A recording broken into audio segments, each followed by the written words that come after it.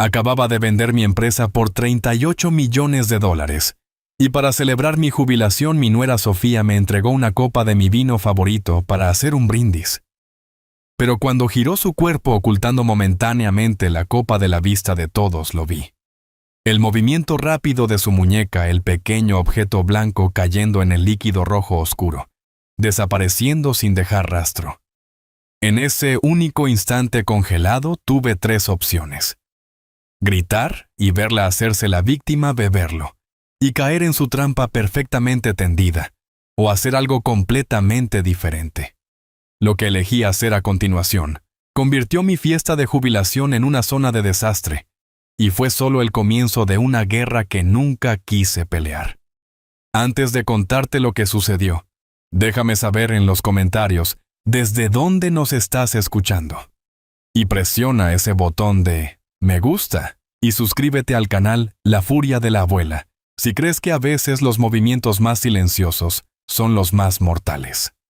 Me llamo Héctor Bishop, y a mis 71 años pensaba que las batallas más grandes de mi vida habían quedado atrás. Los extensos jardines de mi casa estaban llenos del murmullo bajo de una conversación educada, el tintineo de las copas y el aroma a dinero, dinero viejo y nuevo. La fiesta era un monumento al trabajo de mi vida. Bishop Dynamics, una firma tecnológica que construí desde cero en mi garaje. Pero mientras estaba de pie en la terraza contemplando la escena, no sentía alegría. Me sentía como un general inspeccionando un campo de batalla justo antes de que se dispare el primer tiro. Mi hijo Daniel no podía quedarse quieto. Se ajustaba la corbata constantemente como si fuera una soga, sus ojos buscando a su esposa cada pocos segundos, buscando aprobación, buscando dirección. Tenía mi apellido, pero no tenía nada de mi fuego. El fuego en nuestra familia ahora pertenecía enteramente a su esposa. Sofía, por otro lado, era un retrato de calma glacial. Vestida con un brillante vestido plateado que probablemente costaba más que mi primer auto, se movía por la fiesta no como una anfitriona, sino como una reina inspeccionando su territorio recién conquistado. Su sonrisa era una obra de arte perfectamente elaborada, desplegada con precisión estratégica. Era esa sonrisa sobre la que mi difunta esposa Clara me había advertido. Clara era el corazón y el alma de Bishop Dynamics, la ingeniera brillante para mi astucia empresarial. Ella podía leer el balance financiero de una persona y su alma con la misma precisión desconcertante. Hace años, poco después de que Daniel nos presentara a Sofía Clara, dijo algo que nunca olvidé. Estábamos sentados en esta misma terraza viendo el atardecer. Ella dijo: «Su encanto es un arma hermosa, Héctor. Solo asegúrate de que nunca apunte hacia nosotros». Yo lo había descartado como el escepticismo natural de una madre. Esta noche entendí que era una profecía. Observé al padre de Sofía Martín Prado, un hombre cuyos propios negocios se habían derrumbado bajo el peso de su incompetencia, presidiendo la corte junto al bar. Reía demasiado fuerte, bebía demasiado rápido, sus ojos brillando con la gloria reflejada de mi éxito. Él me miraba no como a un consuegro, sino como a su boleto de lotería ganador, y su hija estaba a punto de cobrarlo. El momento llegó como sabía que lo haría. Daniel golpeó una cuchara contra su copa pidiendo silencio. La multitud se calmó, sus rostros girando hacia mí. Entonces Sofía emergió sosteniendo una copa de vino perfecta. El vino era un Chateau Margaux, una cosecha que Clara y yo habíamos guardado para una ocasión especial. Se suponía que debíamos beberlo en nuestro 50 aniversario, un aniversario que ella nunca llegó a ver. Verlo en la mano de Sofía se sentía como una profanación. Ella se deslizó hacia mí, su vestido plateado susurrando a través de la terraza de piedra. «Papá», dijo ella, su voz una sinfonía de afecto fingido. «Una botella especial para una noche especial. Te lo has ganado». Me entregó la copa, sus dedos rozando los míos. Su tacto era tan frío como el hielo. Sus ojos se clavaron en los míos, y por una fracción de segundo, su sonrisa perfecta vaciló. Ahí fue cuando lo vi. El plan no era solo tomar mi dinero. El plan era borrarme. Mientras se daba la vuelta a su cuerpo creando una breve pantalla, vi el movimiento. Fue el movimiento practicado y económico de un mago o un asesino. Su otra mano, que sostenía un pequeño bolso de mano, se movió sobre la copa. Una pequeña pastilla blanca, no más grande que un grano de arroz, cayó de sus dedos. Golpeó el vino rojo oscuro sin hacer ruido y desapareció al instante.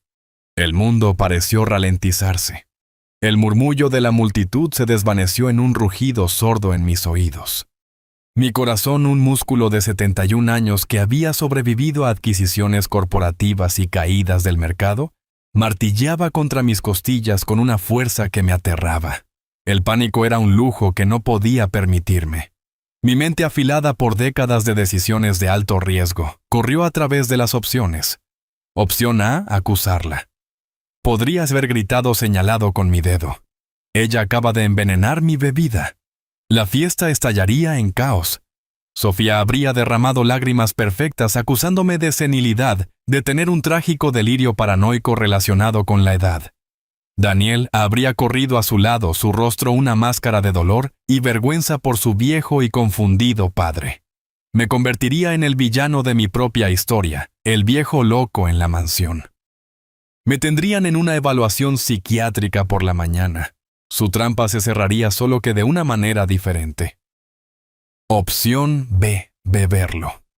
Podría simplemente haber levantado la copa, brindado por mi propia muerte y tragado el veneno. Colapsaría, sufriría un derrame o un ataque al corazón, tal como estoy seguro de que sus médicos cuidadosamente elegidos diagnosticarían.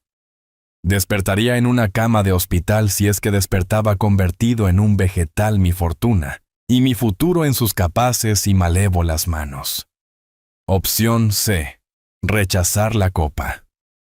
Podría haber dicho simplemente no gracias y dejarla a un lado. Esto habría levantado sospechas, pero no habría probado nada.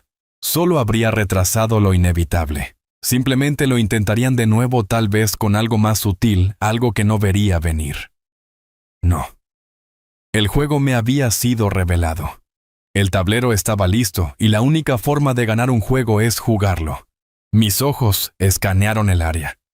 Martín Prado, su padre, estaba a solo unos metros de distancia sosteniendo su propia copa de vino idéntico, que descansaba en la pequeña mesa a su lado. Un plan frío y terrible se formó en mi mente. Daniel seguía golpeando su copa, una sonrisa nerviosa pegada en su rostro. Si pudiera tener la atención de todos, comenzó su voz quebrándose ligeramente.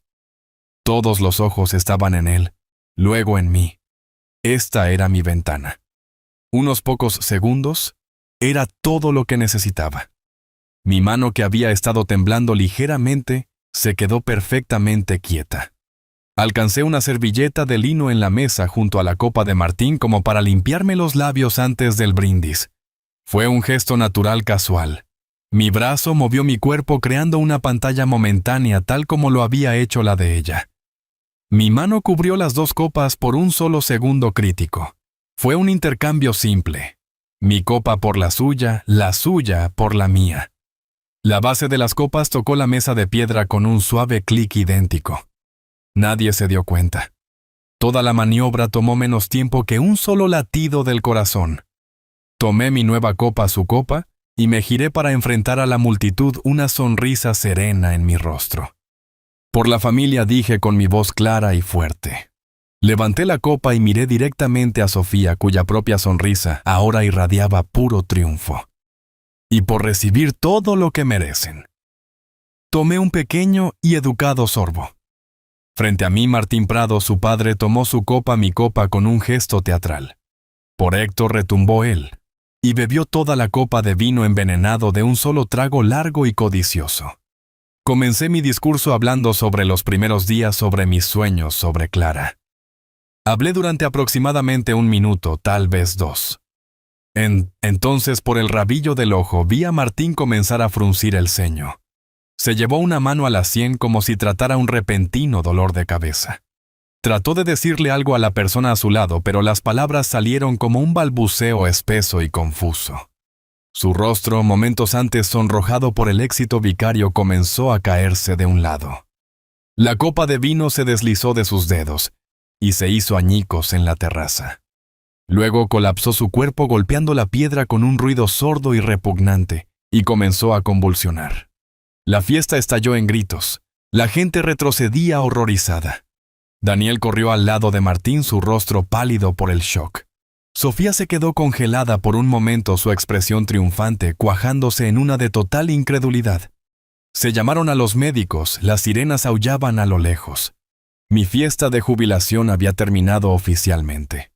Mientras los paramédicos subían a Martín a una camilla, Sofía finalmente se movió.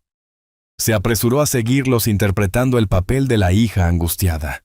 Pero justo antes de darse la vuelta para irse, sus ojos encontraron los míos a través de la caótica habitación, y en ellos no vi miedo ni preocupación por su padre. Vi una confusión fría y dura, y un destello de pura rabia no adulterada. Ella lo sabía.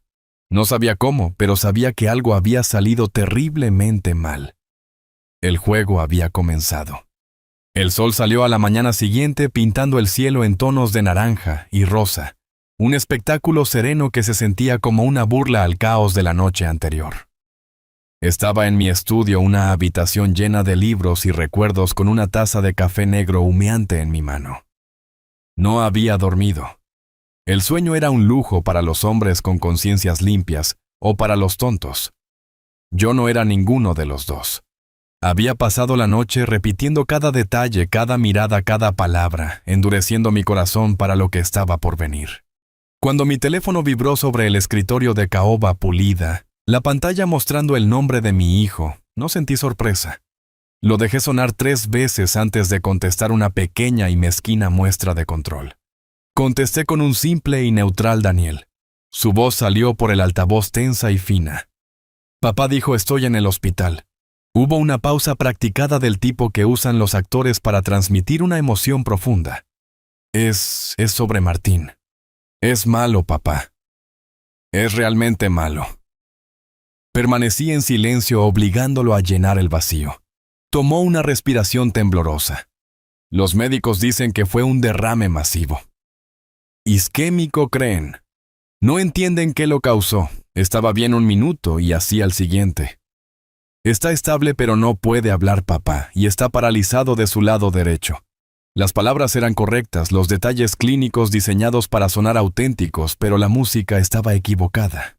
No había alma en ello, solo el eco hueco de un guión siendo rectado.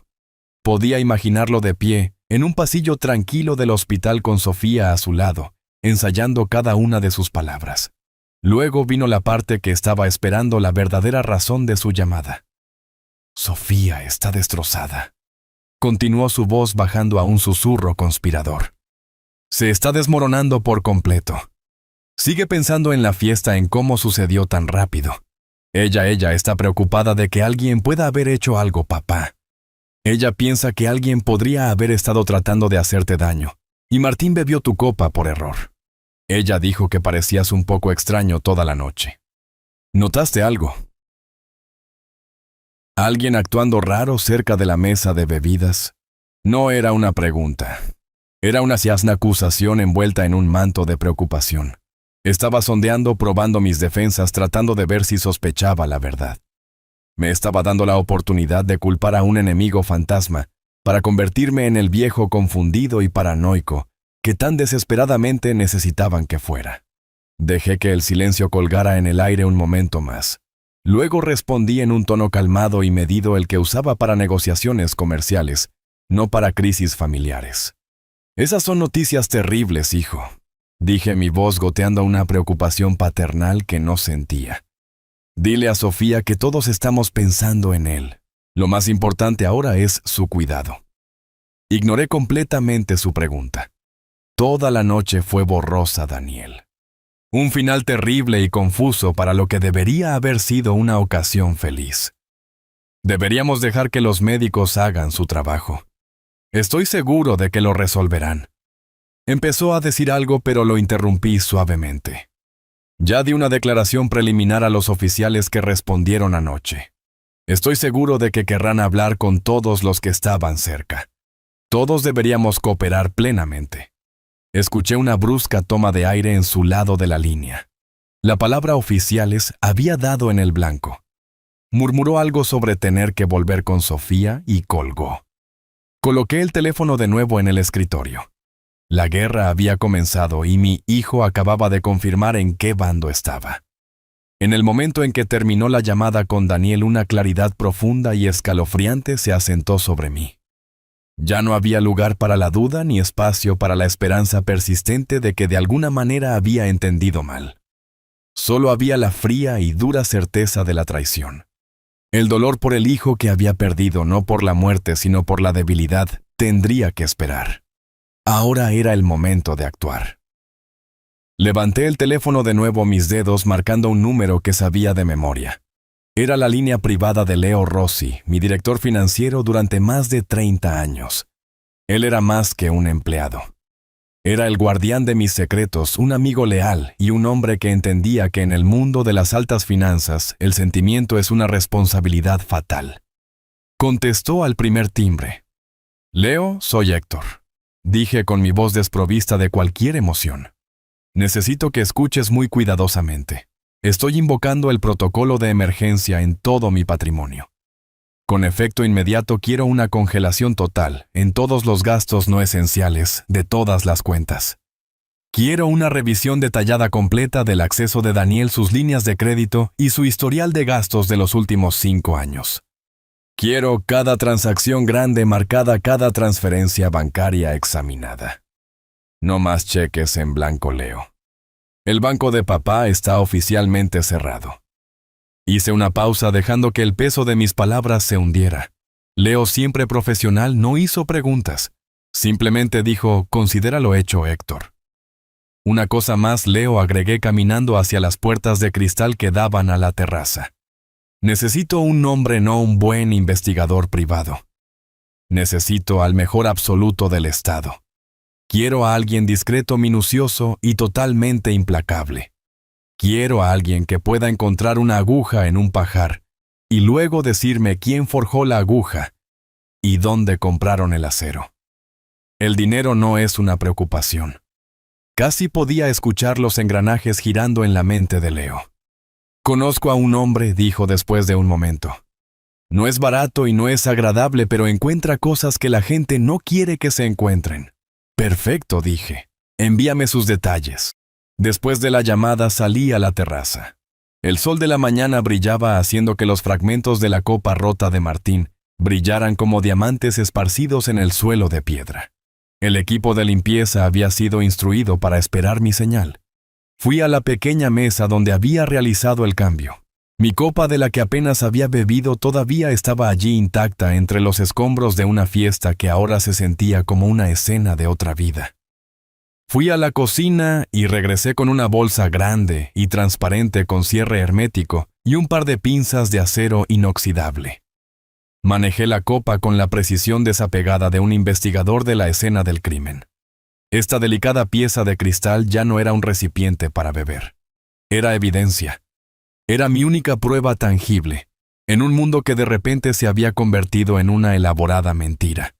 Era un testigo silencioso y me aseguraría de que tuviera la oportunidad de testificar. Mientras sellaba la bolsa, vi mi propio reflejo distorsionado en la superficie curva del cristal. El jubilado de sonrisa amable de las fotos de la fiesta se había ido. En su lugar había un hombre que no había visto en años, el hombre que construyó un imperio desde cero, el hombre que miró fijamente a los asaltantes corporativos y navegó por las traiciones de la sala de juntas, el hombre a quien mis enemigos solían temer. Había pensado que ese hombre se había ido enterrado bajo años de cómoda jubilación y la suave melancolía de la vida de un viudo. Estaba equivocado, no había desaparecido. Simplemente había estado inactivo esperando una guerra que valiera la pena pelear y Sofía, mi querida y asesina nuera, acababa de darle una. Mientras caminaba de regreso adentro sosteniendo la bolsa sellada, no sentí rabia ni fuego de venganza. Todo lo que sentí fue una resolución fría e inquebrantable. Esto ya no era una disputa familiar. Esto era una adquisición hostil y la manejaría de la única manera que sabía. Protegiendo mis activos, reuniendo inteligencia y preparándome para desmantelar a mi enemigo pieza por despiadada pieza. Era tarde cuando llegó la segunda llamada. Estaba en mi estudio un vaso de té helado sudando sobre un posavasos en mi escritorio. Había pasado las horas desde mi llamada con Leo, en un estado de enfoque frío y silencioso, trazando mis siguientes pasos en un blog legal. Estaba construyendo una fortaleza de hechos y finanzas. Cuando el nombre de Sofía parpadeó en la pantalla, respiré hondo, compuse mis rasgos en una máscara de preocupación cansada, y contesté. El sonido que me recibió no fue una voz, sino un sollozo. Un sonido teatral desgarrador, diseñado para romper las defensas de cualquier suegro normal y cariñoso. Héctor. Ella se atragantó entre jadeos. Oh, gracias a Dios que contestaste. Yo no sabía a quién más llamar. Dejé que su actuación colgara en el aire. Sofía, dije con mi voz suave. ¿Qué pasa? ¿Qué ha sucedido? Ella se lanzó a un monólogo que no fue nada menos que una obra maestra del engaño. No puedo dejar de verlo. Héctor lloró, su voz quebrándose maravillosamente. Cierro los ojos y todo lo que puedo ver es a él cayendo. Los médicos están diciendo palabras como aneurisma y trombosis, pero nada de eso tiene sentido. Estaba bien. Tuvimos un almuerzo la semana pasada, se estaba riendo contando chistes. La gente no se desmorona así como así. No está bien. Su dolor se sentía meticulosamente ensayado, cada temblor en su voz perfectamente colocado. Si no supiera la verdad, podría haberme conmovido. En cambio, sentí una escalofriante sensación de admiración por su habilidad. Ella era una verdadera artista de la manipulación. Entonces ella entregó el núcleo de su historia, la brillante narrativa envenenada que había construido. He estado sentada aquí, dijo bajando la voz a un susurro, repasando todo una y otra vez en mi cabeza. Y entonces me golpeó. El vino, el brindis. Héctor, esa copa era para ti. Él estaba parado justo a tu lado. Debió haber tomado tu copa por error. Soltó otro sollozo, mezclado con un nuevo horror naciente. Oh, Dios mío, Héctor, alguien en esa fiesta quería hacerte daño. Deben haberlo hecho. Acabas de vender la compañía. Hay todo ese dinero. Tienes enemigos, rivales de negocios a los que has vencido a lo largo de los años. Alguien trató de envenenarte, y mi pobre y dulce padre lo bebió por error. Era una estrategia brillante. En un movimiento había desviado toda posible sospecha de sí misma, reposicionado a su padre en coma como un héroe trágico, y me había elegido como la víctima prevista, un papel que me haría dependiente de ella para consuelo y perspicacia. Me estaba probando, tratando de ver si me había tragado el anzuelo. Más que eso, estaba construyendo una coartada, una narrativa pública que podría comenzar a difundir al resto de la familia. Y Daniel, mi hijo, sin duda, estaba parado justo a su lado, escuchando en el altavoz, asintiendo a este cuento de hadas venenoso. Era hora de mi movimiento. Solté un suspiro pesado, fingiendo conmoción y confusión. Dios mío, Sofía, dije, mi voz temblando ligeramente. Yo ni siquiera me había permitido considerar eso. ¿Realmente crees que alguien haría algo tan monstruoso? Dejé que ella estuviera de acuerdo, dejé que elaborara su teoría por otro momento, haciéndola pensar que tenía el control total de la conversación. Incluso la elogié. Eres tan fuerte, dije.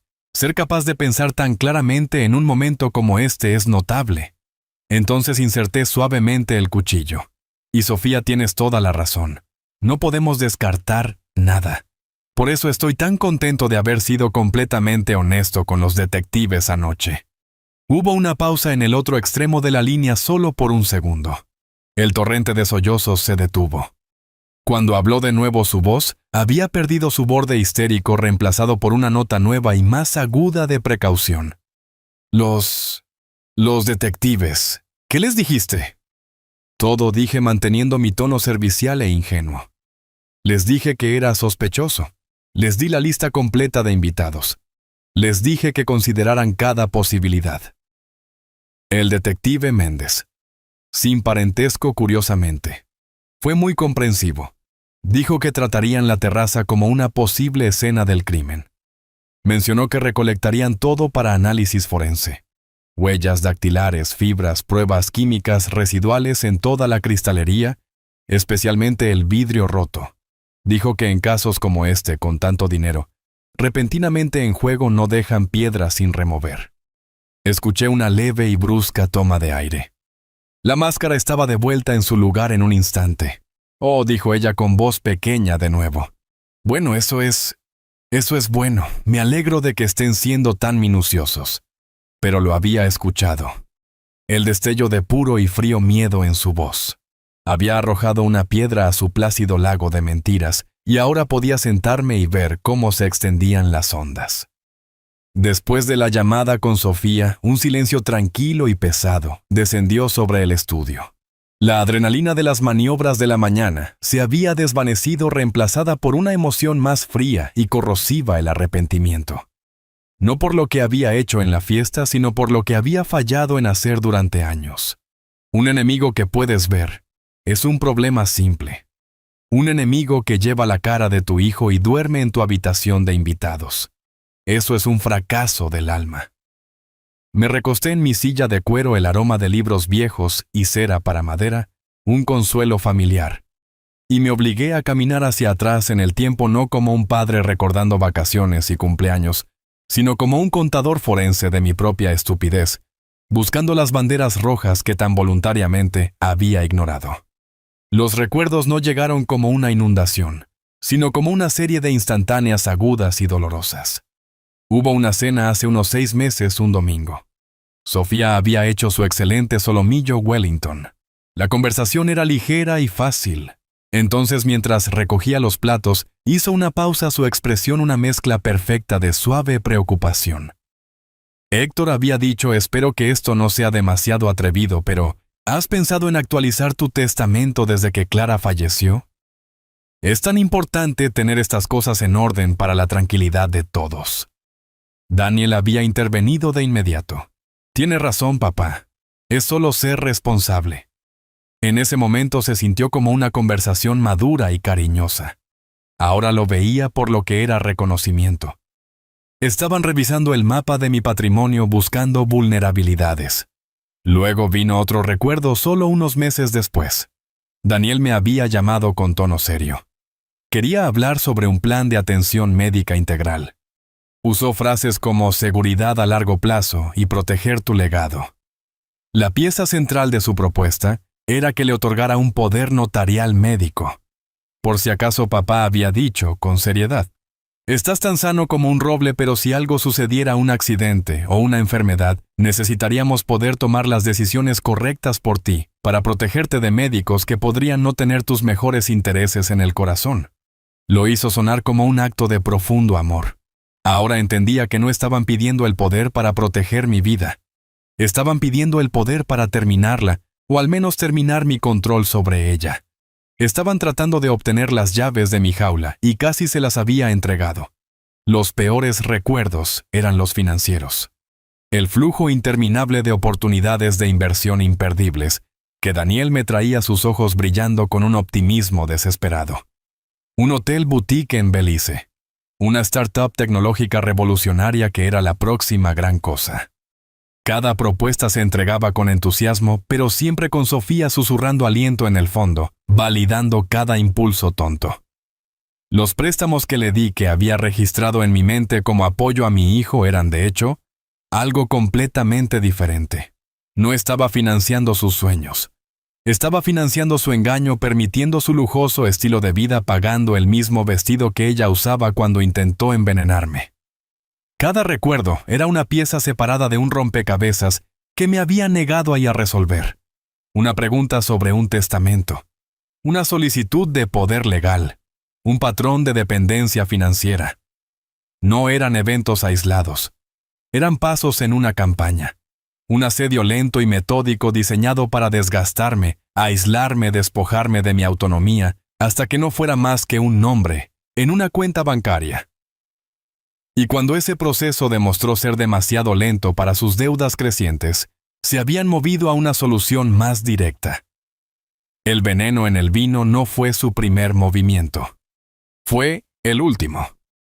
Fue el acto desesperado de depredadores que se habían cansado de rodear a su presa y habían decidido ir a la yugular. La realización aterrizó con la fuerza de un golpe físico. Mi amor por mi hijo no había sido un escudo para él. Había sido una venda para mí. Y ahora por primera vez podía ver todo claramente. La espera es la parte más difícil de cualquier guerra.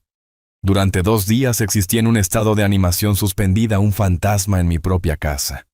Me movía de una habitación a otra, el silencio amplificando la tormenta de pensamientos en mi cabeza. Había construido mi fortaleza de sospechas, pero era una estructura hecha de humo y memoria. Necesitaba una base de hechos. Necesitaba pruebas. La prueba llegó al tercer día, no con un solo trueno, sino como 2 rayos separados y devastadores.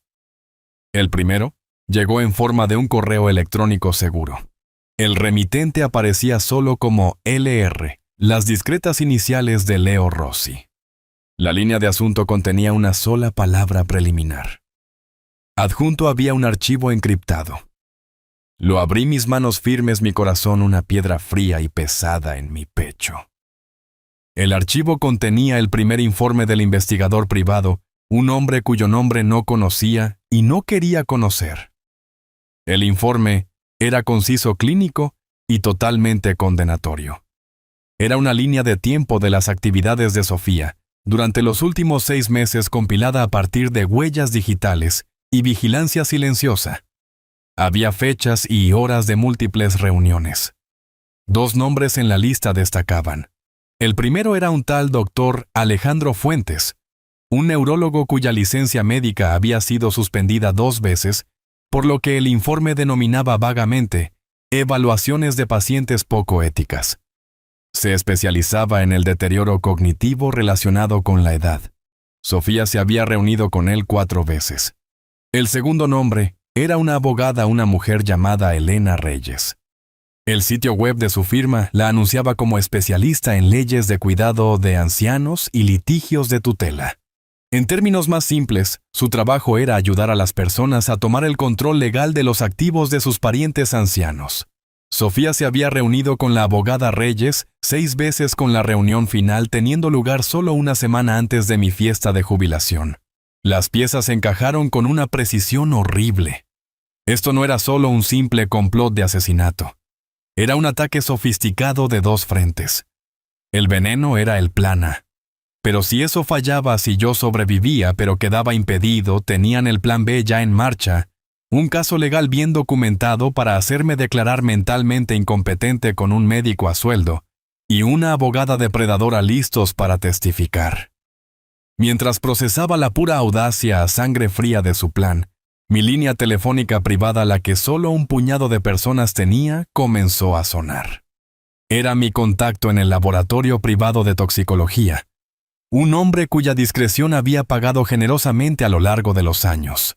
Héctor dijo con voz baja: «Tenemos los resultados de la muestra que enviaste».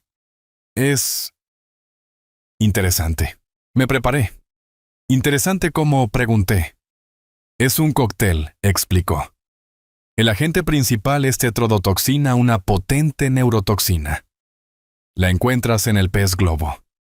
Es algo desagradable. Causa parálisis, insuficiencia respiratoria, síntomas que pueden parecerse mucho a un derrame cerebral masivo. Sentí un escalofrío recorrer mi espalda a pesar del calor de la habitación. Pero esa no es la parte inteligente, continuó.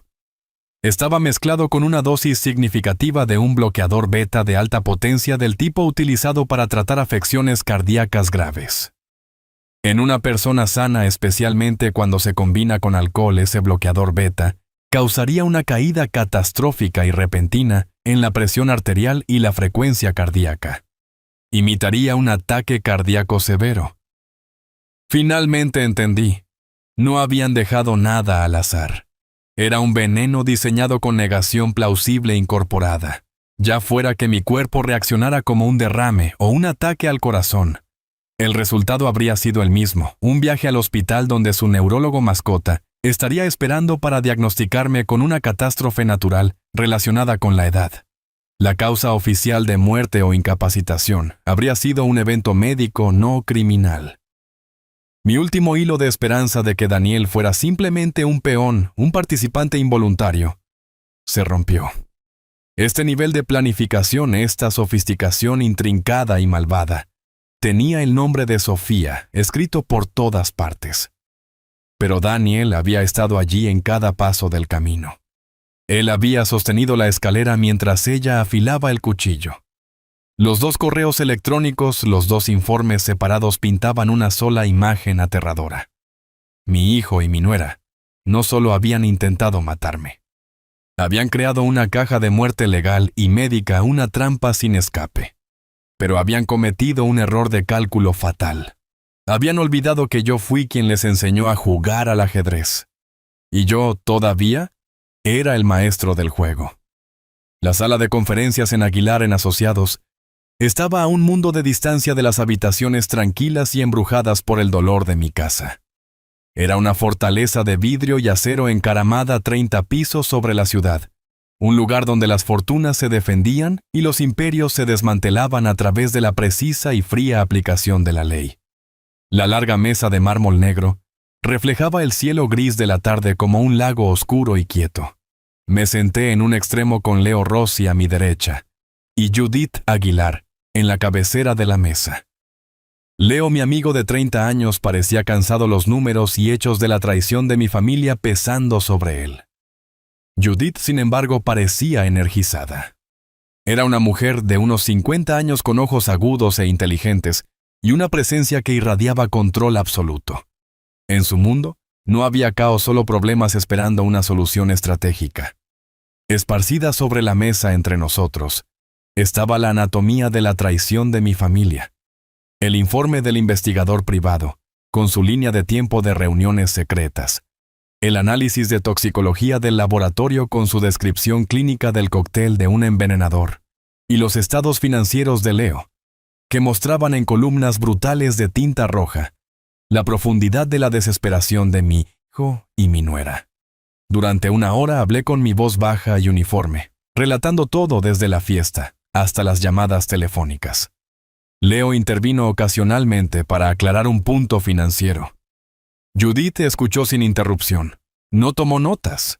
Simplemente me observaba, su mirada inquebrantable absorbiendo cada hecho, cada matiz. Cuando terminé, el silencio en la habitación era absoluto. Judith finalmente se inclinó hacia adelante, colocando sus manos planas sobre la mesa. Muy bien, dijo, su voz cortando la tensión. Definamos a nuestra oposición. Miró los informes como si fueran informes de exploración sobre un ejército enemigo. Sofía es la general aquí. Es una depredadora clásica, una narcisista maligna de libro de texto. Su principal fortaleza es su capacidad para proyectar una imagen pública impecable que le permite manipular las emociones de todos los que la rodean. Su historia con su primer marido sugiere que esta no es su primera campaña. Es despiadada, inteligente y paciente. Hizo una pausa, luego una pequeña y fina sonrisa tocó sus labios. Su debilidad, sin embargo, es ese mismo narcisismo. Ella cree que es más inteligente que todos los demás. Se ha vuelto demasiado confiada. El intento fallido en la fiesta fue una apuesta, un movimiento inusualmente descuidado, impulsado por la desesperación financiera. Ahora está desequilibrada y por primera vez tiene miedo. Luego dirigió su atención a mi hijo. Daniel, dijo, su tono suavizándose ligeramente, pero solo un poco. Daniel no es el general. Él es el arma que Sofía empuña. Toda su vida ha vivido a tu sombra, Héctor. Sofía ha explotado esa inseguridad magistralmente. Se ha convertido en la fuente de su validación. Su debilidad es su absoluta dependencia de su aprobación. Él es el eslabón débil en su cadena. Si aplicamos el tipo correcto de presión en el lugar correcto, se romperá. Se reclinó su análisis completo. Fue la evaluación más brutal y precisa de mi familia que jamás había escuchado. Luego me miró directamente, sus ojos clavándose en los míos. Entonces, Héctor, la pregunta aquí no es qué podemos hacer. Legalmente, con esta evidencia puedo hacer arrestar a Sofía por intento de asesinato para el final del día. Podemos filtrar los informes financieros y arruinarlos públicamente. Tenemos una docena de formas diferentes de destruirlos. La verdadera pregunta es, ¿qué quieres hacer tú? ¿Cómo se ve la victoria para ti? ¿Quieres justicia pública, un juicio desordenado y una sentencia de prisión para tu nuera? y muy posiblemente para tu hijo. ¿O quieres algo más, una victoria privada y más definitiva?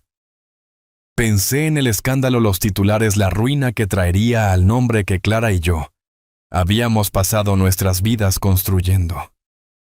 Pensé en mi hijo débil y tonto pudriéndose en una celda de la cárcel. La prisión era un final, pero no era justicia. No para esto, no dije con voz firme. Sin policía todavía no.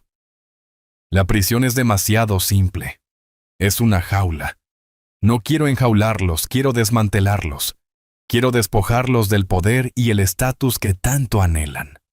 Quiero obligarlos a vivir con las consecuencias de sus elecciones, con nada más que la verdad de quiénes son. Y quiero que mi hijo entienda sin sombra de duda el verdadero costo de su traición. Quiero un ajuste de cuentas, Judith, no solo una condena. La sonrisa de Judith Aguilar se ensanchó, y por primera vez pareció genuina. Era una sonrisa fría, aguda y depredadora. Un ajuste de cuentas, repitió las palabras, saboreándolas como un buen vino en su boca. Bien. Eso me da mucho más con qué trabajar que simples cargos criminales. Manos a la obra. Judith deslizó una carpeta gruesa y encuadernada a través de la mesa de mármol. Aterrizó frente a mí con un golpe suave y definitivo. Esto, dijo bajando la voz, un registro, es la historia de nuestra general. Conocemos su estrategia. Ahora entendamos sus campañas pasadas. Abrí la carpeta. La primera página era una fotografía de Sofía. Parecía más joven, quizás a finales de sus 20, sonriendo en la cubierta de un yate. Se veía radiante, feliz y completamente inocente. El informe del investigador privado comenzaba no con ella, sino con su padre, Martín Prado. Mientras leía, emergió un retrato de un hombre que había pasado toda su vida persiguiendo la ilusión de la riqueza. Había tenido una serie de negocios fallidos, cada uno más llamativo y peor concebido que el anterior. Un concesionario de autos de lujo que quebró en una espectacular nube de deudas. Un asador de alta gama que cerró sus puertas en menos de un año. Le había enseñado a Sofía a amar las trampas de la riqueza, los autos, la ropa, las fiestas, pero nunca había podido proporcionarlo él mismo. Le había dado apetito por un mundo que no podía permitirse, creando un hambre en ella, que eventualmente consumiría a todos los que tocara. No era solo un cómplice en el complot contra mí. Había sido su primera víctima, sus propios fracasos, moldeándola en la depredadora en la que se convertiría. Pasé la página y mi sangre se heló. Había otra fotografía. Era Sofía de nuevo del brazo de un hombre diferente. Era guapo, de cabello plateado y parecía estar a finales de sus 60. Su nombre era Arturo Castillo, un magnate inmobiliario de la costa este recientemente viudo. Según el informe, Sofía lo había conocido solo 3 años antes de conocer a mi hijo Daniel. Su historia fue un romance vertiginoso del tipo que a los periódicos les encanta escribir. El magnate solitario y afligido, y la vibrante y hermosa consultora de arte que trajo luz de nuevo a su vida. Se casaron en 6 meses. Durante 2 años, fueron la imagen de la felicidad, fotografiados en galas benéficas y en lujosas vacaciones europeas. Y entonces golpeó la tragedia. Arturo Castillo, a la edad de 68 años, murió repentinamente de una trombosis coronaria masiva. Un ataque al corazón. Mis ojos escanearon las líneas del informe, mi mente corriendo. Arturo tenía una condición cardíaca conocida, pero bien controlada. Tenía un equipo de los mejores médicos que el dinero podía comprar. Pero el informe notaba un detalle crucial. En los últimos 6 meses de su vida, Sofía había asumido la gestión completa de su cuidado personal. Había despedido a su enfermera privada de mucho tiempo, insistiendo en que ella podía manejar sus necesidades ella misma. Ella supervisaba todos sus medicamentos. Los paralelos eran tan marcados, tan escalofriantemente obvios, que se sentían como un golpe físico. Un hombre con una condición cardíaca, una muerte repentina e inesperada, una joven esposa dejada a cargo. El informe de toxicología de mi copa de vino brilló en mi mente. El bloqueador beta, un fármaco diseñado para causar un evento cardíaco catastrófico. Esta no era una jugada nueva que ella estaba ejecutando. Era una vieja, una exitosa. Las consecuencias de la muerte de Arturo fueron igual de reveladoras. Sus hijos de su primer matrimonio, profundamente sospechosos de su nueva madrastra, habían impugnado el testamento. Siguió una batalla legal desordenada. Al final Sofía se había ido con un acuerdo de $5 millones. Una suma sustancial, pero una fracción de la fortuna Castillo que probablemente esperaba. El informe incluía un análisis financiero que mostraba cómo había quemado ese dinero durante los siguientes 2 años. Los apartamentos de lujo, el guardarropa de diseñador, los viajes en primera clase que había mantenido el estilo de vida de la esposa de un multimillonario con el presupuesto de un millonario. Y cuando el dinero comenzó a agotarse, ella había salido a cazar de nuevo. Esta vez había puesto su mira en un premio mayor, una familia con una estructura más simple, y un hijo que sabía que podía controlar. Esta vez nos había encontrado a nosotros. Cerré la carpeta, el rostro de Arturo Castillo grabado en mi memoria. Esta no era una historia de codicia. Este era un modelo de negocio. El objetivo mayor y rico. El romance vertiginoso, la cuidadosa infiltración en su vida y la estrategia de salida fatal final. Yo no era su primero. Solo se suponía que yo sería el más rentable. Leo soltó un silbido bajo. Una viuda negra dijo con la voz apenas un susurro. Judith simplemente asintió con expresión sombría. No estamos tratando con una aficionada codiciosa. Héctor dijo suavemente. Estamos tratando con una profesional. Esto cambia las reglas del enfrentamiento. Miré la cara sonriente de Sofía en la fotografía. Y finalmente, entendí la verdadera naturaleza del mal que había entrado en mi casa. Clara no solo había visto un defecto en el carácter de Sofía, había visto un monstruo. Y ahora yo también lo estaba viendo. Después de que la escalofriante historia del primer matrimonio de Sofía se asentara en la habitación, Judith señaló hacia Leo. La historia de un depredador es una parte de la ecuación, dijo con su voz ahora fría y clínica. La otra es el motivo, y el motivo en casos como este es casi siempre sobre dinero. Leo, muéstranos los números. Leo, que había estado en silencio hasta este punto, deslizó una carpeta delgada encuadernada en cuero frente a mí. No necesitaba decir una palabra. Su expresión sombría lo decía todo. La abrí. La primera página era un resumen de una sola hoja, una instantánea financiera de la vida de mi hijo y mi nuera. El número en la parte inferior de la página, encerrado en tinta roja por la mano meticulosa de Leo, hizo que el aire saliera de mis pulmones. Estaban endeudados por la suma de casi $3,5 millones. Era una cifra asombrosa e incomprensible. Las páginas que siguieron fueron una autopsia detallada y desgarradora de fracaso y arrogancia. Era un catálogo de la locura de mi hijo, guiada y amplificada por la ambición de Sofía. Hubo una pérdida desastrosa de $1.5 millones en una serie de inversiones en criptomonedas. El informe incluía impresiones de los sitios web, todos prometiendo retornos garantizados y tecnología revolucionaria. Era el tipo de estafa brillante y de alta tecnología que un inversor experimentado detectaría a 1 milla de distancia, pero para un hombre desesperado, por demostrar que era un visionario, debió parecer un atajo hacia el éxito de su padre. Luego estaba el retiro de bienestar. Otro $1 millón hundido en una propiedad en el desierto de Arizona, destinado a ser un oasis de 5 estrellas para los ricos y estresados. Los folletos que Leo había incluido eran hermosos. La realidad, señalaba el informe, era un edificio a medio terminar, una montaña de facturas impagas y una serie de demandas de contratistas y proveedores. Y luego estaba la deuda de su propio estilo de vida. Fue una muerte por 1000 cortes. Una hipoteca sobre una casa en expansión, que no podían pagar, una segunda hipoteca sobre un condominio de esquí en Aspen, arrendamientos de 2 autos deportivos alemanes y los estados de cuenta de las tarjetas de crédito página tras página de ellos. Se leían como un directorio de cada marca de lujo en Rodeo Drive. Gucci, Prada, Rolex. Miles de dólares en cenas en restaurantes de los que nunca había oído hablar. Decenas de miles en vacaciones que me presentaron como viajes de negocios. Era un castillo de naipes construido con mi dinero y mantenido unido por puro nervio audaz. Mientras miraba los números, la verdadera imagen fea se enfocó. No era solo la codicia lo que había llevado a Sofía a dejar caer esa pastilla en mi vino. Era puro pánico.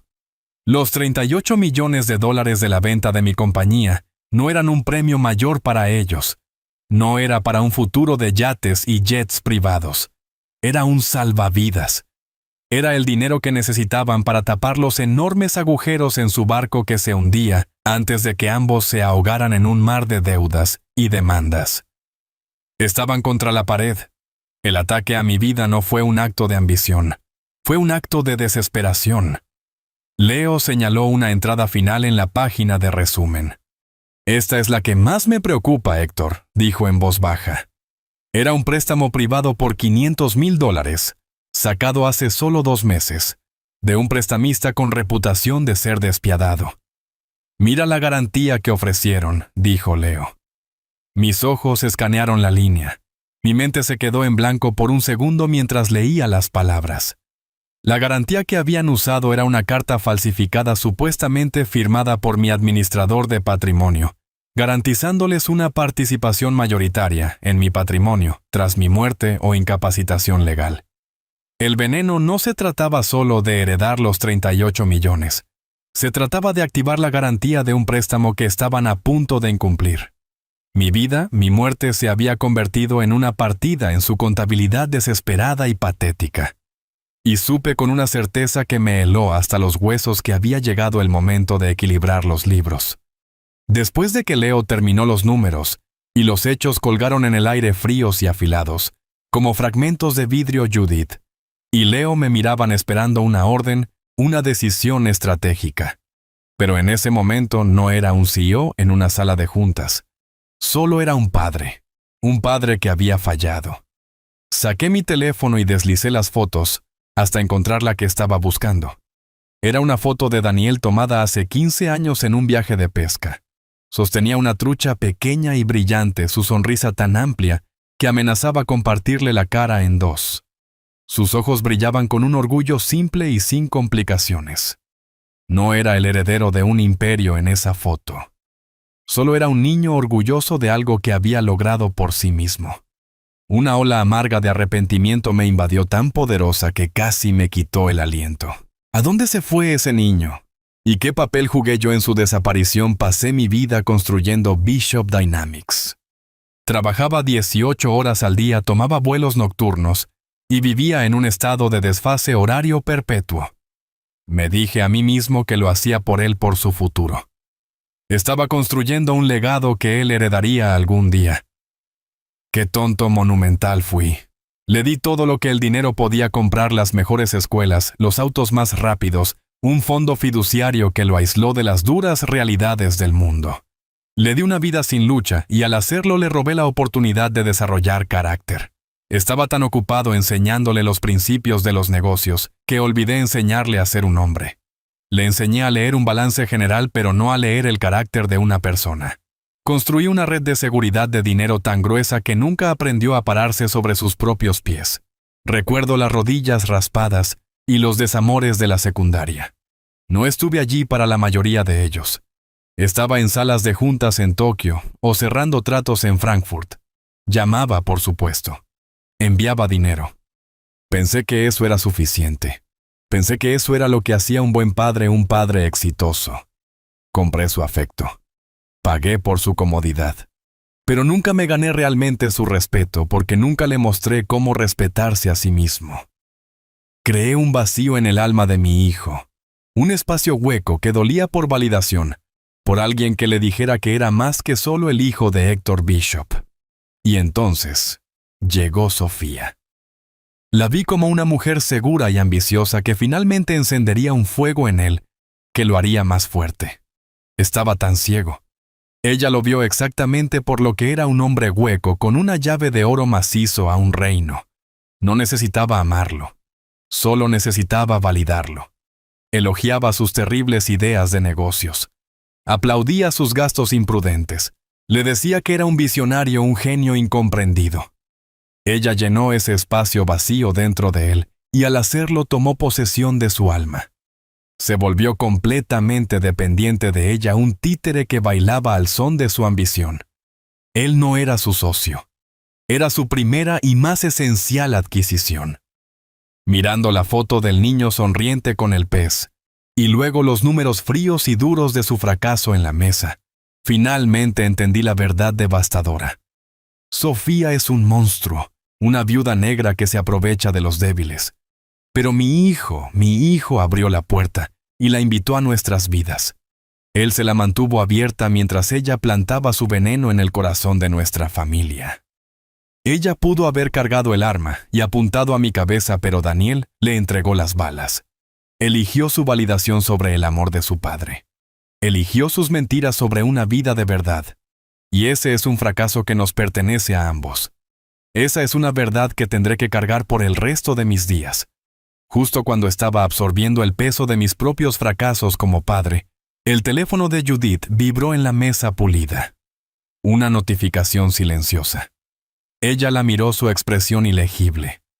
«Parece que nuestro investigador acaba de enviar su actualización final», dijo con calma girando la pantalla de su laptop hacia mí. «Parece que hemos encontrado los últimos eslabones de la cadena». En la pantalla había dos piezas de evidencia simples, pero devastadoras. La primera era una captura de pantalla de un recibo digital. Era de una farmacia en línea sospechosa con sede en un pequeño país caribeño, un lugar que se especializaba en vender medicamentos recetados sin receta. La compra realizada 3 semanas antes de la fiesta y pagada con una tarjeta de débito prepaga era para un suministro de 3 meses del bloqueador beta, exacto de alta potencia, encontrado en mi copa de vino. La dirección de envío era un apartado postal privado que Sofía había abierto bajo un nombre falso. Era el equivalente digital de un arma humeante. Un vínculo directo e innegable entre ella y la mitad del cóctel venenoso. La segunda pieza de evidencia era aún más condenatoria. Era una lista de reservas de un restaurante de sushi de renombre mundial e imposiblemente exclusivo en el centro. Un lugar famoso por una delicia particular, fugu, el pez, globo venenoso, un plato que los chefs deben tener una licencia especial para preparar la fuente de la tetrodotoxina. Sofía y su padre, Martín Prado, habían cenado allí 5 veces en los 2 meses previos a la fiesta. 5 veces. No era una cena informal. Era una misión. Desearía poder imaginarlos sentados en el mostrador pulido Sofía, encantando al chef haciendo preguntas, tal vez incluso obteniendo una pequeña muestra letal bajo el pretexto de curiosidad culinaria. Juntas, las 2 piezas de evidencia contaban la historia completa.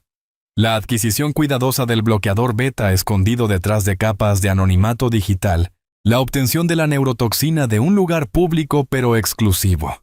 Era un plan meticulosamente elaborado e impresionantemente arrogante. Judith cerró la laptop. El clic silencioso resonó en la habitación silenciosa. «Y ahí lo tenemos», dijo su voz desprovista de triunfo, llena solo de un sombrío sentido de finalidad. Motivo, medios y oportunidad.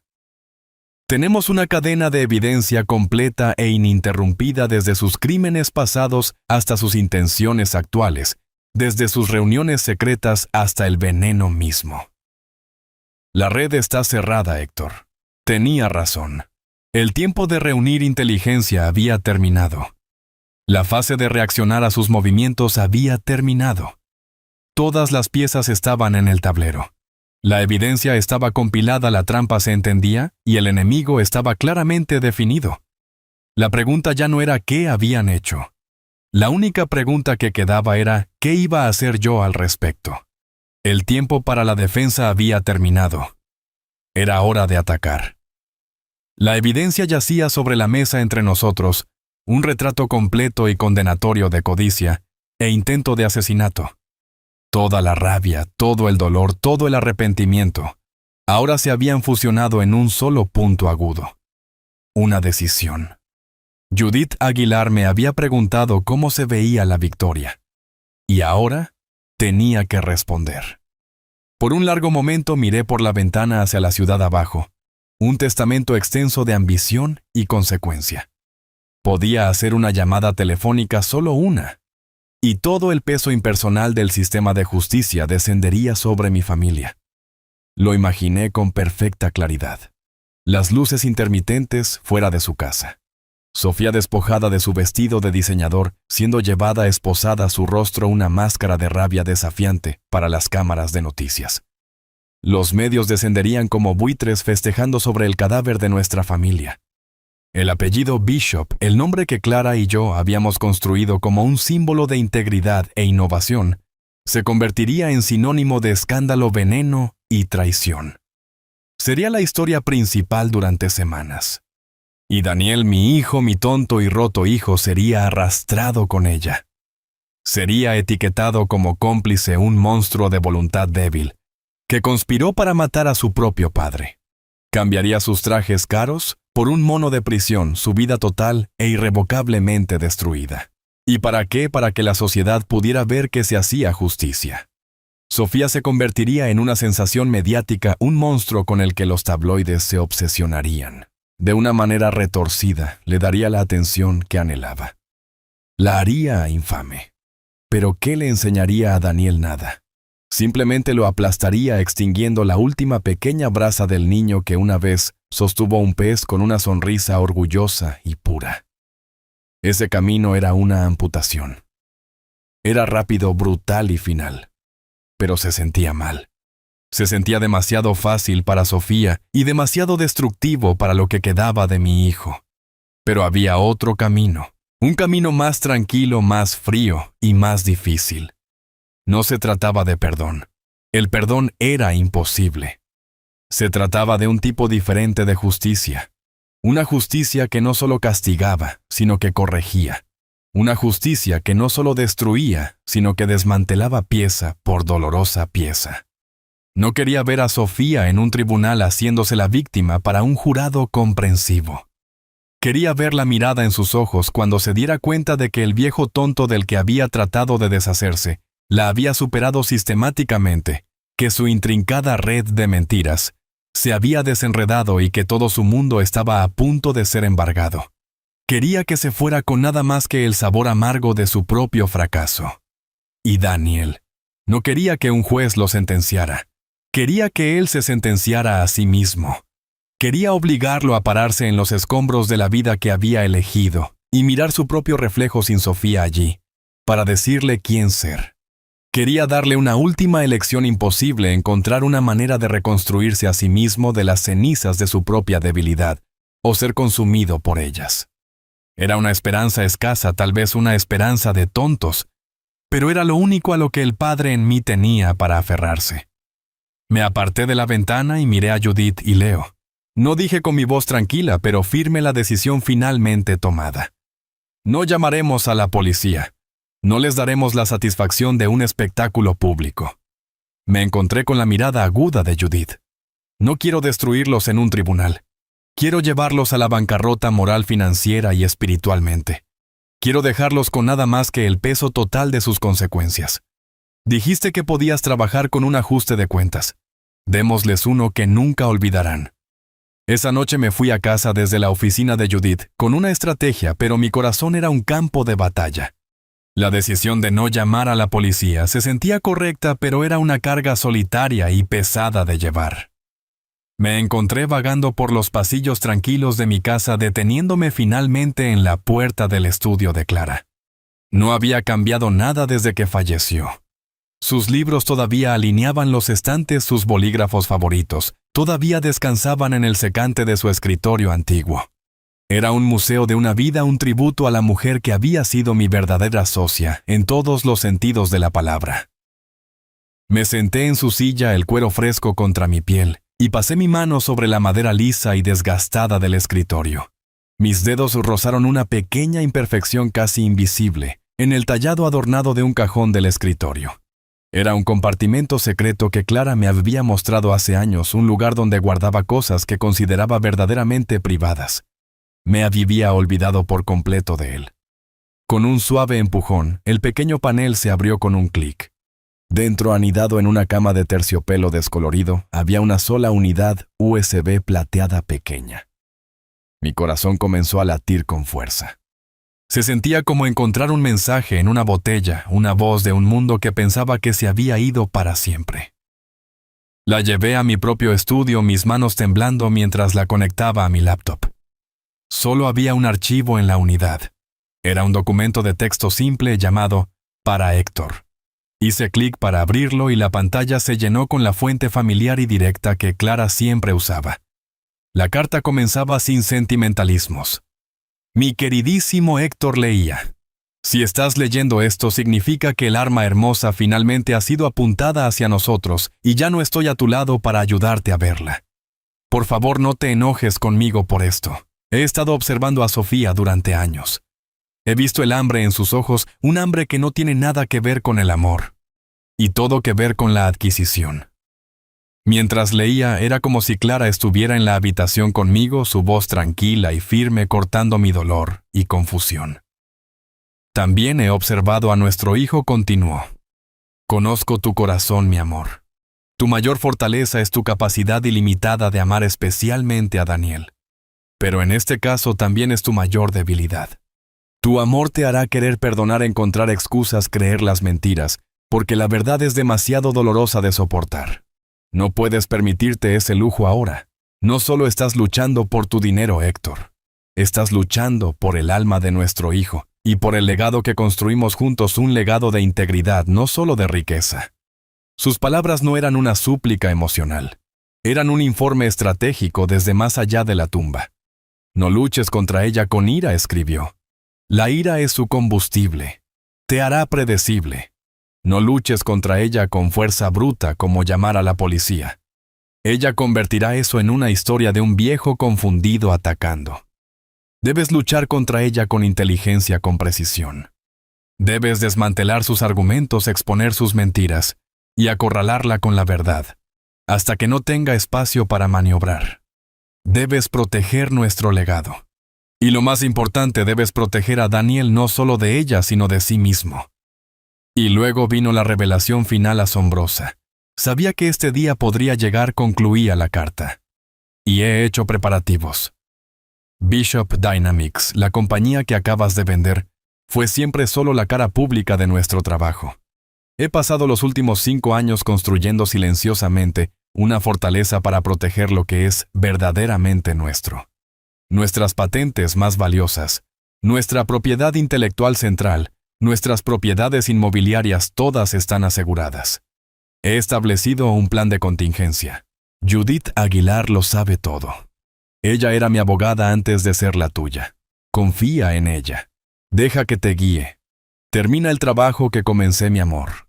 Construimos esta vida juntos. Ahora debes protegerla».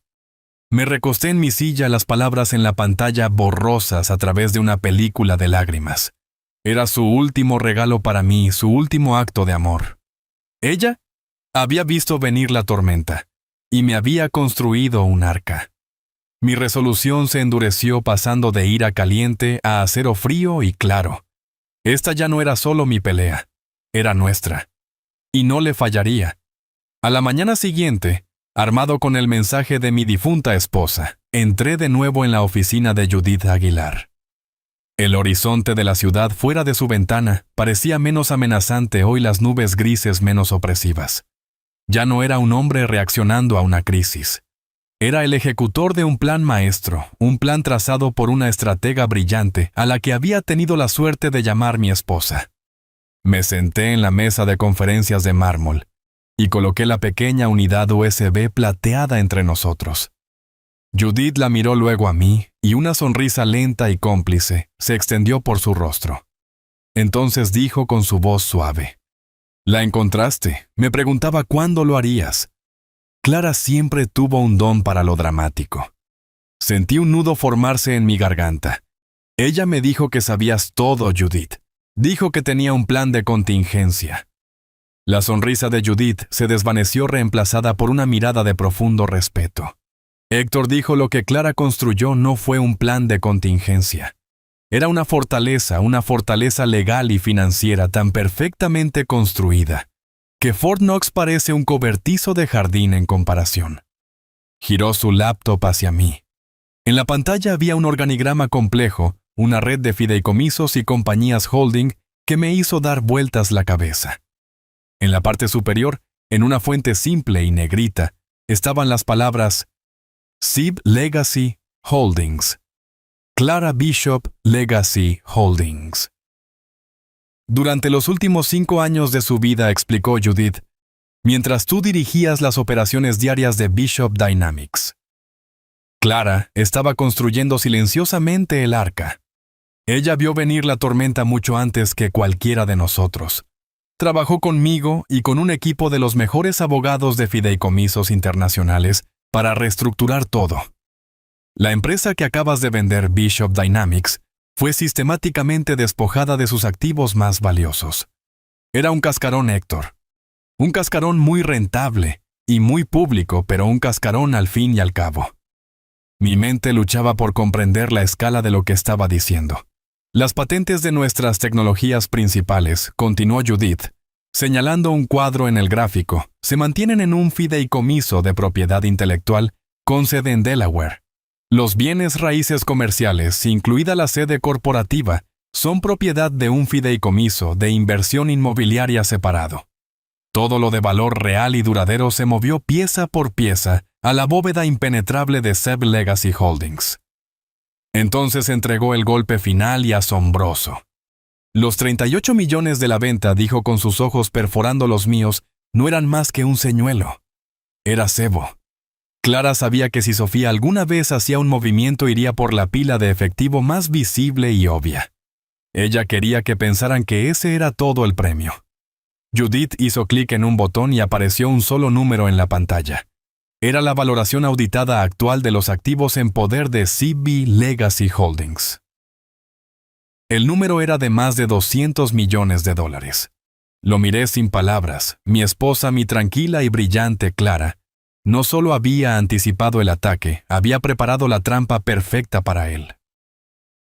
Había construido una empresa fantasma para que la persiguieran una pila de efectivo brillante para distraerlos mientras el verdadero tesoro, el trabajo de nuestra vida, estaba escondido a salvo. No solo estaba mirando una estructura legal, estaba mirando el testamento final del amor de mi esposa.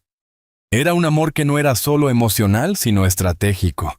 Un amor que todavía me protegía, todavía me guiaba incluso desde más allá de la tumba. El camino a seguir ya no estaba envuelto en ira y confusión. Estaba iluminado por la brillantez del plan de Clara. Todo lo que tenía que hacer era caminar por él, con la fortaleza de Clara a mi espalda y la estrategia de Judith en mi mente. El tiempo de observación pasiva había terminado. Era hora de ir a cazar. Era hora de tender la trampa. Me senté en mi estudio durante 1 hora completa, ensayando el papel que estaba a punto de interpretar. Practiqué poner un ligero temblor en mi voz, una nota de confusión cansada. Fue la actuación más repugnante y necesaria de mi vida. Finalmente levanté el teléfono y marqué el número de mi hijo. Contestó al tercer timbre, su voz plana e impaciente. «Hola. Daniel, hijo. ¿Eres tú?», dije dejando que mi voz sonara frágil, un poco perdida. «Mis disculpas, este teléfono nuevo es tan complicado». Hubo un suspiro audible en su extremo. «Soy yo, papá. Está todo bien». Dejé que una larga pausa colgara en el aire. «No estoy seguro, hijo, no estoy seguro», dije con mi voz pesada de tristeza fabricada. He estado pensando mucho desde ese terrible asunto con Martín en la fiesta. Te hace darte cuenta de lo frágil que es todo. Un minuto estás aquí y al siguiente. Dejé que mi voz se apagara. Pude escuchar el cambio en su tono al instante. La molestia aburrida y obediente se había ido reemplazada por un interés agudo y enfocado. El pez estaba mordiendo el anzuelo. Estaba revisando algunos papeles viejos esta mañana. Continué mi testamento. Está tan desactualizado escrito cuando tu madre todavía estaba con nosotros. Necesito asegurarme de que tú y Sofía estén debidamente atendidos. No quisiera que hubiera complicaciones. ¿Entiendes? Quiero que todo sea simple para ti. La respuesta de Daniel fue inmediata, su voz ahora goteando falsa preocupación. Por supuesto, papá. Esa es una idea muy sabia. Absolutamente deberíamos arreglar eso. No te preocupes por nada. Mi abogada Judith tiene los documentos, dije agregando un toque de confusión. Creo. Ella dijo que sería mejor si todos nos reuniéramos, solo para firmar los papeles finales y hacer todo oficial, para mi tranquilidad. El entusiasmo de Daniel era algo físico que podía sentir a través del teléfono. Absolutamente, papá. Eso es perfecto. Podemos estar allí en cualquier momento. Solo dinos cuándo y dónde. Sofía y yo despejaremos nuestras agendas. Colgó el teléfono sin preguntar una sola vez cómo me sentía. No le importaba mi salud. No le importaba mi tranquilidad. Solo le importaba la firma. El cebo había sido tomado. La trampa estaba lista. Ahora todo lo que tenía que hacer era esperar a que los lobos entraran en ella. El día de la reunión llegó con un cielo frío y despejado. Entré en la sala de conferencias de la oficina de Judith Aguilar exactamente 10 minutos antes. Se veía igual que hace una semana. El mismo vidrio y acero, la misma mesa de mármol. Pero hoy se sentía diferente. Ya no era una sala de guerra, era un escenario. Y el acto final estaba a punto de comenzar. Me senté en el extremo más alejado de la mesa, Judith, a mi derecha, su expresión tranquila y neutral. Tomé unas cuantas respiraciones profundas, invocando al anciano frágil y ligeramente confundido que necesitaba hacer una última vez. La puerta se abrió exactamente a las 10 en punto. Daniel y Sofía entraron seguidos por un hombre elegante y seguro de sí mismo, en un traje caro que solo podía ser su abogado. Sofía era la estrella del espectáculo. Estaba vestida con un vestido azul marino sobrio, y a medida la imagen de la elegancia obediente y preocupada. Corrió a mi lado inmediatamente tomando mi mano entre las suyas frías. Su rostro era una máscara de preocupación. Papá dijo con su voz suave y cariñosa: «¿Te sientes bien? ¿Te ves tan cansado? No te preocupes. Pasaremos por esto rápidamente. Estamos aquí para encargarnos de todo ahora». Fue una actuación magnífica. Daniel trató de proyectar un aire de autoridad, pero solo parecía un niño disfrazado con la ropa de su padre. Me dio una palmadita brusca e incómoda en el hombro. «Papá, este es nuestro abogado, el señor Gálvez», dijo señalando al hombre detrás de él. «Él nos guiará a través del papeleo. Todo es muy estándar, muy sencillo». Me permití parecer un poco abrumado, parpadeando lentamente, mientras su abogado extendía una gruesa pila de documentos sobre la mesa frente a mí. «Tantos papeles», murmuré entrecerrando los ojos hacia ellos. Mis ojos no son lo que solían ser. Miré a mi hijo y a su esposa. «Gracias por venir a ambos.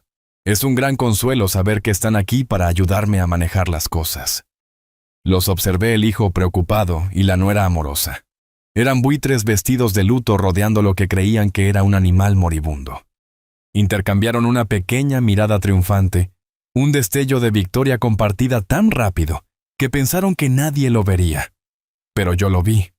Y en ese momento cualquier rastro persistente de lástima que tenía por mi hijo se evaporó. Se veían tan confiados, tan seguros de su triunfo. No tenían idea de que no estaban en una firma para hacerse cargo de mi vida. Estaban en la lectura de su propio testamento financiero. Su abogado, el señor Gálvez, se aclaró la garganta, el sonido resonando ligeramente en la habitación silenciosa. Se ajustó los gemelos de oro y sonrió una sonrisa que era todo dientes y nada de calidez. Era la sonrisa de un tiburón a punto de alimentarse. «Muy bien, Héctor», comenzó con su voz resumando, un tipo condescendiente de amabilidad del tipo que uno podría usar con un niño pequeño asustado. «Hagamos esto lo más simple posible. No hay necesidad de preocuparse por la jerga legal». Palmeó la gruesa pila de papeles frente a él. «Lo que tenemos aquí es un acuerdo de tutela estándar. Es una herramienta legal diseñada para protegerlo, para salvaguardar sus activos y asegurar su bienestar, ahora que está entrando en una fase nueva y más relajada de la vida». Lo observé con mi rostro convertido en una máscara cuidadosamente construida de concentración aturdida. Asentí lentamente, como si tratara de procesar una fórmula matemática compleja. Por dentro me maravillaba de la pura desfachatez absoluta. Usaba palabras como proteger y salvaguardar mientras presentaba el papeleo para una adquisición hostil de una vida humana. Hablaba de mi bienestar mientras presentaba el instrumento legal de mi ejecución financiera prevista. Sofía colocó una mano suavemente en mi brazo. Solo significa que ya no tendrás que preocuparte por todos estos asuntos estresantes, papá. Ella susurró su voz, una imitación perfecta de preocupación amorosa. Daniel y yo nos encargaremos de todo. Puedes simplemente relajarte y disfrutar de tu jubilación. El señor Gálvez continuó hojeando las páginas. El acuerdo otorga a Daniel y Sofía autoridad conjunta para administrar su patrimonio, sus inversiones y su atención médica. Dijo con su tono suave como la seda. Es simplemente una forma de aliviar su carga. Asegura que todas las decisiones se tomen con sus mejores intereses en el corazón por las personas que más lo aman. Miré de su rostro elegante y confiado a la sonrisa beatífica de Sofía, y luego a mí, que miraba los documentos con una mirada hambrienta y desesperada en sus ojos. Habían practicado esto. Cada palabra, cada gesto era parte de una obra cuidadosamente ensayada. Finalmente el señor Gálvez extrajo una sola página y la colocó directamente frente a mí junto a una pesada pluma estilográfica chapada en oro. Así que si solo firma aquí en la página final, Héctor dijo con su voz brillante de anticipación, podemos hacerlo todo oficial y dejar que continúe con su día. La habitación quedó en silencio. El único sonido era el leve zumbido del tráfico de la ciudad 30 pisos más abajo. Toda su planificación, todas sus mentiras, todo su veneno y engaño habían llevado a este único momento. Mi firma. El último clavo en el ataúd que tan amorosamente habían construido para mí. Miré el papel en la línea esperando mi nombre. Tomé la pesada pluma su metal frío, un marcado contraste con el temblor que forzaba en mi mano. Sofía se inclinó más cerca, sus ojos brillando de triunfo. La victoria estaba tan cerca que podía saborearla.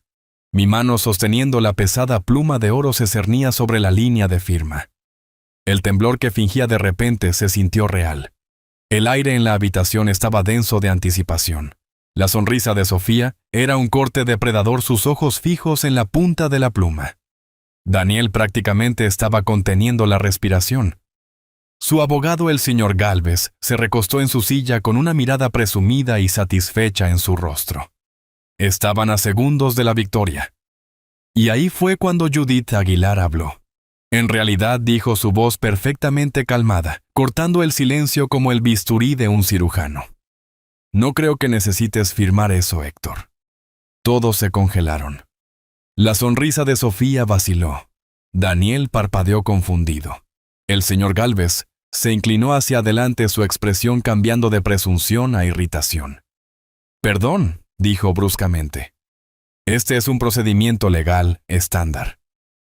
Judith lo miró no con desprecio, sino con una especie de leve lástima profesional. Lo que tiene ahí, señor Gálvez, dijo señalando su pila de papeles, es una pieza de ficción expertamente redactada, pero finalmente irrelevante. Se basa en un malentendido fundamental de la realidad financiera de mi cliente. Sin otra palabra, presionó un botón en un pequeño control remoto. Una gran pantalla descendió silenciosamente del techo detrás de ella, cobrando vida con un zumbido. Un organigrama complejo, el que me había mostrado, llenó la pantalla. En la parte superior, en letras claras y negritas, estaban las palabras CB, Legacy Holdings. Daniel entrecerró los ojos ante la pantalla. ¿Qué es esto?, preguntó con una nota de inquietud en su voz.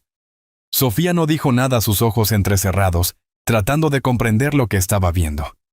Esto, Daniel, dijo Judith, poniéndose de pie, y usando un puntero láser para rodear el nombre en la parte superior, es el verdadero patrimonio de la familia Bishop. La compañía que vendió tu padre, Bishop Dynamics, era simplemente una subsidiaria, una entidad de cara al público, una muy rentable pero un cascarón al fin y al cabo. El señor Gálvez se puso de pie de un salto. Esto es absurdo. He visto los estados financieros, el acuerdo de venta. Has visto lo que queríamos que vieras. Judith continuó con su voz todavía perfectamente nivelada. Hizo clic en el control remoto de nuevo. Un extracto bancario apareció en la pantalla. Los 38 millones de dólares de la venta de Bishop Dynamics. El dinero en el que han estado tan enfocados fue transferido la semana pasada a un fideicomiso caritativo irrevocable a nombre de Clara Bishop. Los fondos se desembolsarán para investigación médica y organizaciones benéficas para niños durante los próximos 20 años. Ese dinero se ha ido. Pertenece al bien público ahora. El color desapareció del rostro de Sofía.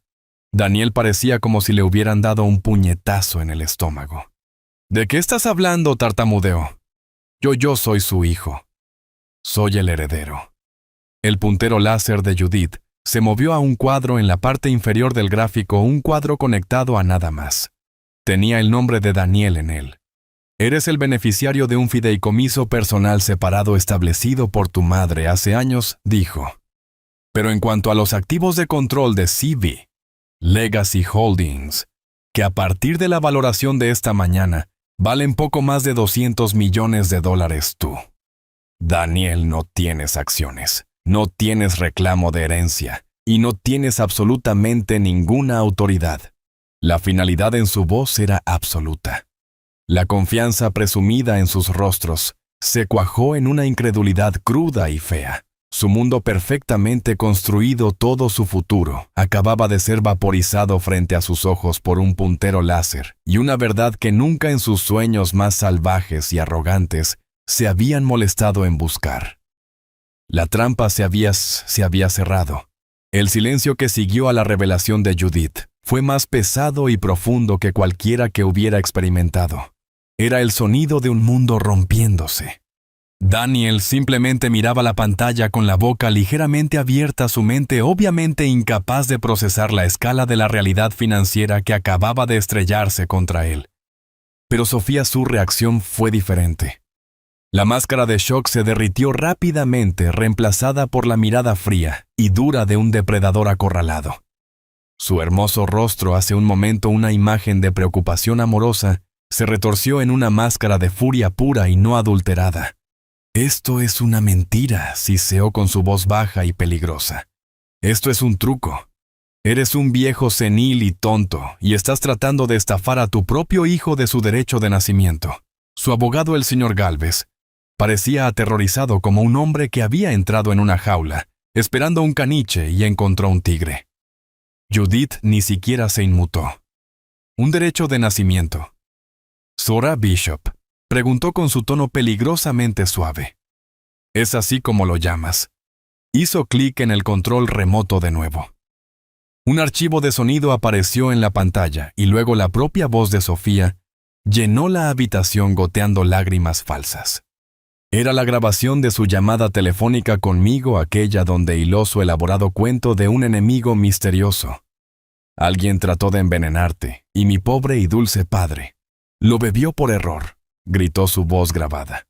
Al verse obligada a escuchar su propio engaño magistral, un rubor oscuro subió por el cuello de Sofía.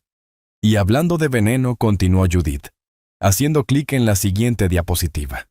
Revisemos el informe de toxicología de la copa que bebió su padre.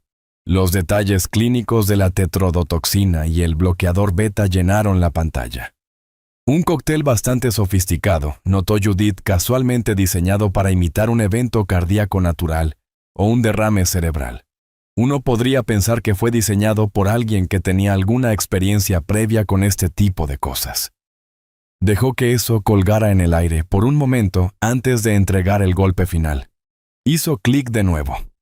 El recibo de la farmacia en línea con su compra de bloqueadores beta apareció junto a la lista de las 5 reservas de cena de Sofía y Martín en el exclusivo restaurante de Fugu. La cadena de evidencia estaba completa, un círculo perfecto e inquebrantable de culpa. Y ahí fue cuando Sofía finalmente se rompió. Su fachada, cuidadosamente construida, se hizo añicos en 1.000.000 de pedazos. Tú, chilló apuntándome con un dedo tembloroso. Se suponía que debía ser un vegetal babeante a estas alturas. Mi padre es un vegetal babeante por tu culpa. Arruinaste todo. La habitación quedó en silencio total. La mandíbula de su abogado cayó. Daniel miró a su esposa, su rostro un lienzo de horror, viendo finalmente al monstruo con el que se había casado. Ella acababa de confesar. En su rabia y su furia narcisista por haber sido superada, nos había entregado la única pieza de evidencia que no teníamos, su propia admisión. El arma hermosa finalmente había fracasado espectacularmente. En medio de los escombros de la confesión de Sofía, finalmente me puse de pie. El anciano frágil y confundido desapareció reemplazado por el hombre que había construido un imperio de la nada. Mi voz cuando hablé no era fuerte, pero llenó la habitación con una autoridad que habían olvidado que poseía. Esto nunca se trató de dinero, dije, mirando no a Sofía, sino directamente a mi hijo Daniel. El dinero es una herramienta nada más. Esto se trataba de legado. Tu madre Clara entendía eso. Ella sabía que un legado no es lo que dejas para tu familia, es lo que dejas dentro de ellos. Dejé que mi mirada se desviara hacia Sofía, que ahora estaba pálida y temblando, la rabia reemplazada por un miedo animal naciente. Tu madre vio venir esto, continué con mi voz fría como el acero. Ella vio la oscuridad en Sofía mucho antes que yo, y pasó los últimos años de su vida construyendo un arca para salvar nuestro legado del diluvio, que sabía que venía. No solo estás luchando contra mí, estás luchando contra un fantasma, y has perdido. Con eso, Judith Aguilar dio un paso adelante, colocando 2 carpetas delgadas finales sobre la mesa de mármol pulido. Empujó la primera hacia Sofía. Esto, dijo Judith con su voz clínica, es una orden de restricción que le prohíbe legalmente cualquier contacto con la familia Bishop. También contiene un resumen de la evidencia que hemos compilado. No estamos presentando cargos criminales en este momento, con la única condición de que firme este acuerdo de confidencialidad y desaparezca de sus vidas permanentemente. Si se niega, o si alguna vez viola estos términos, el archivo completo va al fiscal del distrito. Luego empujó la segunda carpeta hacia mi hijo. Y esto, Daniel, es para ti. Él la abrió con manos temblorosas. Tu padre ha establecido un fideicomiso a tu nombre. Recibirás un estipendio mensual de $3,000, suficiente para vivir, pero no suficiente para ser imprudente. Viene con una condición. Debes completar un programa de tiempo completo de 1 año para asesoramiento psicológico y terapia financiera. Si no completas el programa, o si alguna vez intentas contactar a Sofía de nuevo, el fideicomiso se disuelve. Permanentemente. Sofía agarró el brazo de Daniel, sus ojos salvajes, pero él se la quitó de encima, un destello de algo, tal vez vergüenza, tal vez claridad en sus ojos por primera vez. Sin otra palabra, se dieron la vuelta y salieron de la habitación, su abogado corriendo detrás de ellos como un perro. Se fueron no con una explosión, sino con un gemido. Me quedé en la habitación silenciosa, las luces de la ciudad comenzando a brillar fuera de la ventana. No sentí alegría ni triunfo, solo una profunda y tranquila paz. La guerra había terminado, el legado de Clara estaba a salvo, y un nuevo capítulo no escrito de mi vida apenas comenzaba. Toda esta terrible experiencia me enseñó una lección dolorosa pero poderosa. La verdadera riqueza no es el dinero que acumulas, sino la integridad que proteges. Durante años pensé que mantener a mi hijo era lo mismo que prepararlo para el mundo. Estaba equivocado. Le di una red de seguridad de riqueza cuando debería haberlo ayudado a construir una columna vertebral de carácter. Mi difunta esposa Clara entendió esto. Su increíble previsión fue su último acto de amor, demostrando que una verdadera asociación trasciende incluso la muerte. Me enseñó que a veces debes convertirte en un guerrero para proteger la paz que una vida de amor ha construido. Esta fue la elección más difícil de mi vida, pero una que tuve que tomar para proteger el legado de mi familia. ¿Qué hubieras hecho tú? Déjame saber tus pensamientos en los comentarios abajo, y no olvides darle me gusta y suscribirte para más historias.